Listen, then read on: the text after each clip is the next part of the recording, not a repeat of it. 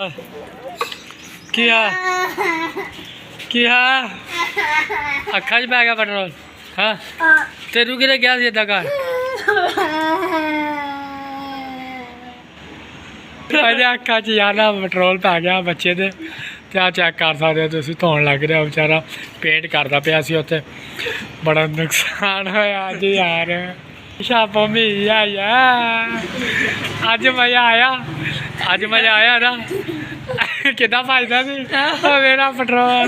मेरी अखा च यार पेट्रोल पै गया पानी कितने पानी नाल ही धोईदा आंदा दस्ती दूसरा ठंडा उत्थे पानी पा लिया गंदा पानी सी जड़ा तू पाया वा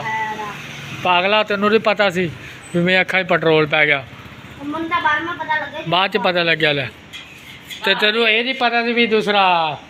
पेट्रोल इन्ना जहरीला होना तू उत्थे काम करदा पिया तेरे पर तू पाया किदां हाँ हाथ धोंदे तो अखा नूं किवें पै गया तेरे है अखा नूं तू किवें पा लिया मैनूं तां समझ नहीं आ रही भी तू हाथ धो रहा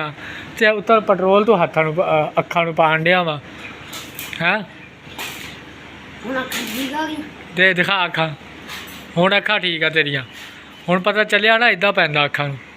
तू आप समझदार है तेन पता नहीं भी पेट्रोल का यार दे कितना खतरनाक काम आ तू आराम नाल हाथ धो के आराम नाल भज्या ना मैं क्या है इनू की हो गया यकदम क्या तेरी अखा च पेट्रोल पिया हुण किदां हुण सुकून आ सही है चंगी तरह साफ कर यार बच्चे की अखा च पेट्रोल पै गया जो पेंट करता सी पेंट करने की वजह तो ना पेट्रोल पिया बेचारा तड़फदा आया मेरे को कहना मेरी अखा च पेट्रोल पै गया मेरी अखा च पेट्रोल पै गया क्योंकि तुहानू पता ही असीं पेंट का काम करते हैं इस वास्ते यार ना नाले काम करा रहा सी ते इहदी अखा च पेंट पिया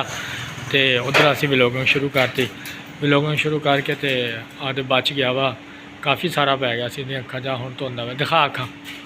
हुण तो ठीक है अगे ना कुछ पेंट तेन पता यार इन्ना जहरीला ओह आ तो तू अखा नूं मैनूं तो समझ नहीं आई तो तू अखा नूं किवें लै गया हाँ अखा नूं किवें लै गया तू मैं लगदा अखा नूं छाणदा हण हाँ किन्ना क वो सारी बोतल सी जड़ी है ना चलो फिर भी बच गया यार अल्लाह ने बचाता।